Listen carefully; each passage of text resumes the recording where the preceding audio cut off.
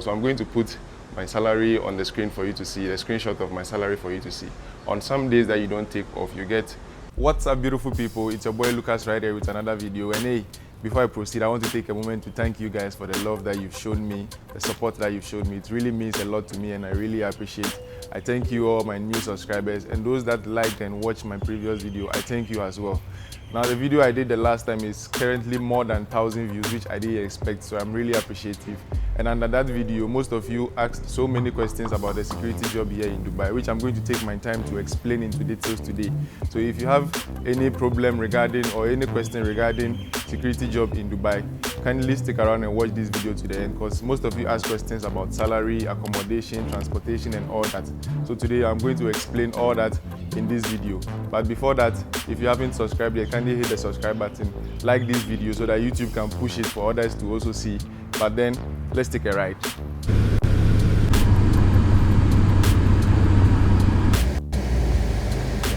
Alright guys, so I just go from duty, and as you can see right behind me, this is one of my company's accommodation, which I'll be taking you guys in a bit.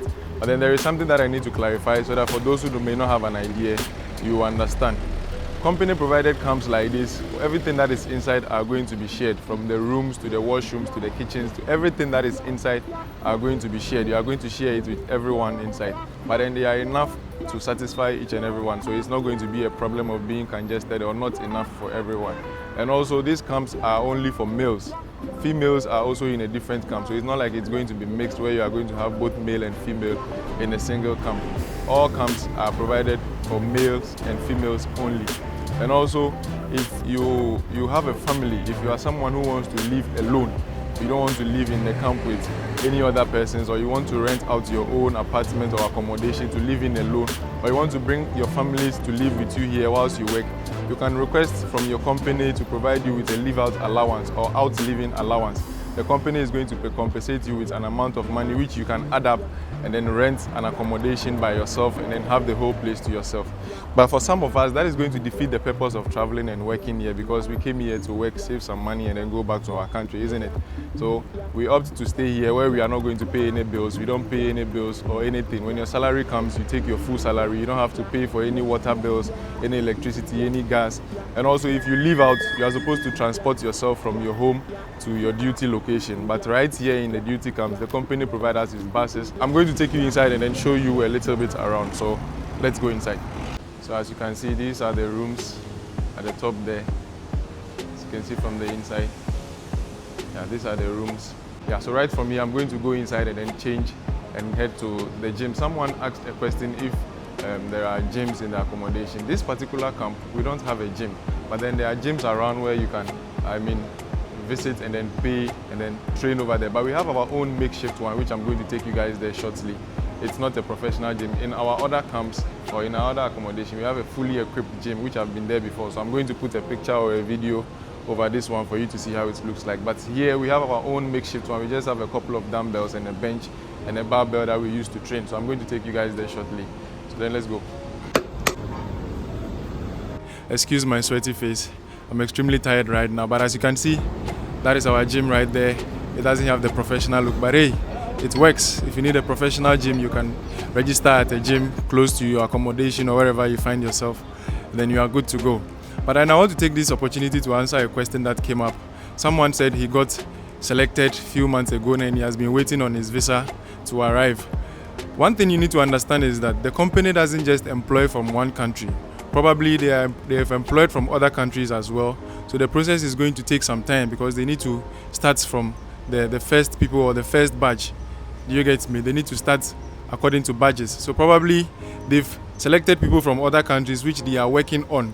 And also if you got selected during the festive season, the Ramadan season, during the Ramadan season here, the working is a little bit slow because that is when most companies go on break. That is where most people take their leave and all that. So during the Ramadan season, employment is very low here. So if you got selected during the Ramadan season, you have to have a little bit of patience. Your documents are going to be processed and you finally arrive here. So if it's been a month, just take some time.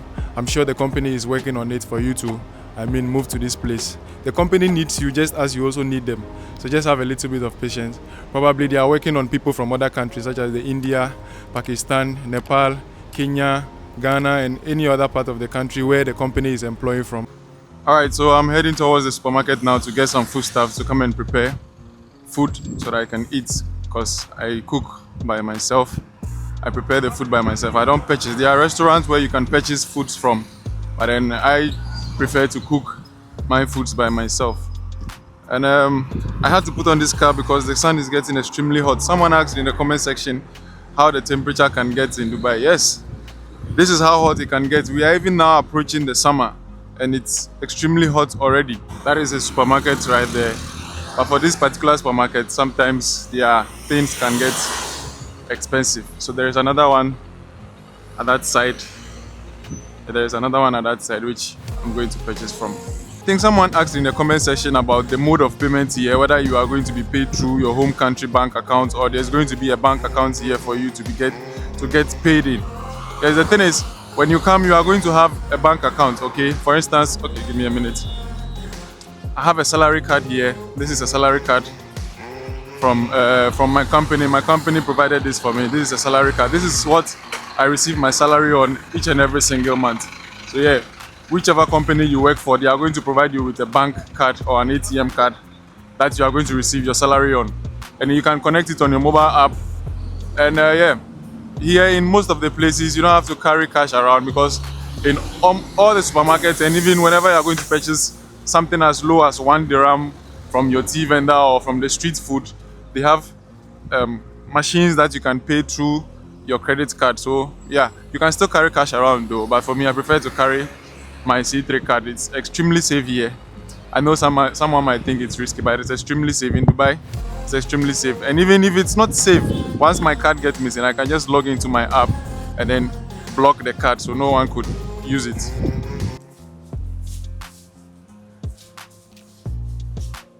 So this is how most supermarkets looks like. Whatever you need, you are going to get it here. If you need frozen foods, you are going to get it here. If you need vegetables also, you are going to get them from this place. Yeah, everything is fresh. If you need anything at all, if you need meat, if you need fish, there is the other side where you can purchase all those items. And from my Africans also, if you need anything from your home country or something that you can eat as an African, we have them also here. Most supermarkets also have all of these things. Yeah, some sections that belongs to only Africans. You can find some African foods. Yeah, you can find the red oil. Yeah, and some gari. Yeah, if you know gari.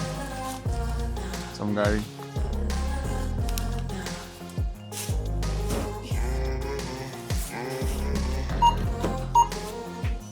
And so as you saw, I purchased a couple of foodstuff and some personal items.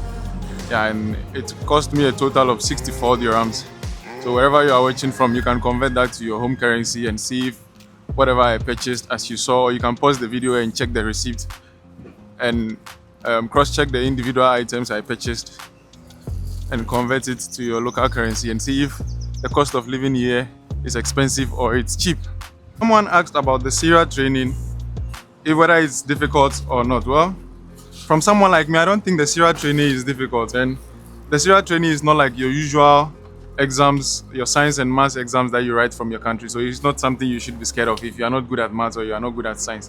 What I think you should know is, at least you should be able to understand a little bit of English. You should be able to read and write a little bit of English, and then it's going to be easy for you. The Syria training is not about how to speak English though. It's just to test your mind about security questions. Okay, so it's not something difficult. It's not something you should be scared of. But then what you should be prepared for is the physical training. Yeah, because you are going to run on some tracks. You need to learn how to control your breath. So if you have plans of joining the security, I think you should start a little bit of jogging just to complete that task. It's not difficult anyway. It's not difficult. If you are already an athletic person, then you should be good to go. And for the Syria training, I think each person has about 3 chances. Yeah, if I could remember perfectly well, each person has about 3 chances. So if you write the first one and then you fail, you have another chance to write. And then if you don't do well, you still have another chance to write. And I think after the last one, you are not allowed to write anymore, and then you would have to go back to your home country. So another comment that I saw was someone asked about the height. Said it's 5'9", so is it good to go? Yeah, if you are 5'9", you should be good to go. Myself, I am 6'2". So let me give you a little bit of view. Yeah, this is my height. I'm 6'2", and for me, this was one of the main reasons why I got into the security very quickly because my height was considered before the interview was conducted. I didn't even get to answer a lot of questions during the interview because of my height. So I think my height was a cheat code. But for someone who is 5'9", I think you should be okay with the security industry. There are a few people who are even shorter than 5'9", but they are still in the security. So if you are 5'9", I think the security should be okay for you. You shouldn't worry about the height at all. Right, so another question I would like to clarify is someone asked in the comment section if anyone could work without a serial license. Anyway, this is the shirt you are going to be provided during the physical training for the serial license. So yeah, you can't work in Dubai without a serial license. In other Emirates, it's the PSBD license, but in Dubai, it's the serial license. You can't work as a security without a serial license. But then there are some companies who are taking the risk. It's actually illegal. And if the serial officials, once in a while, the serial officials, they go around the locations to inspect the securities for their licenses. So if you don't have one, your company and yourself, you are going to be in trouble because you are going to be fined. Is it advisable to join a company or to join a security company through an agency or through as an individual? Sorry. Well, through some of the stories that I've heard, I think it would be advisable to find a trusted agency and come through an agency. If you're already in the UAE, you can apply through the company's website. Then you apply with your CV. So I would advise you come through an agency if you are not yet in the UAE. And even if you are in the UAE and you have a trusted agency, I would advise you join through that agency. Because coming here on a visit visa and then trying to secure a job can be extremely difficult. I'm going to break that down in an upcoming video to explain it properly. So if you haven't subscribed yet, kindly subscribe to the channel, like this video so that YouTube can push this video for other people to also see it. And then yeah, comment any other questions you have, which I will address in upcoming videos. All right, so someone asked a question about how many hours you get to work here in Dubai as a security. Well, the actual working hours here is 8 hours. There is a 4 hours compulsory overtime, which is going to add up to your salary. It's not for free. It's going to add up to your salary to make you earn a little bit higher than the amount you see on your offer letter. Okay guys, so I believe this is the part that most of you have been waiting for, which is to know how much a security guard actually earns here in Dubai. Well, I'm going to explain that.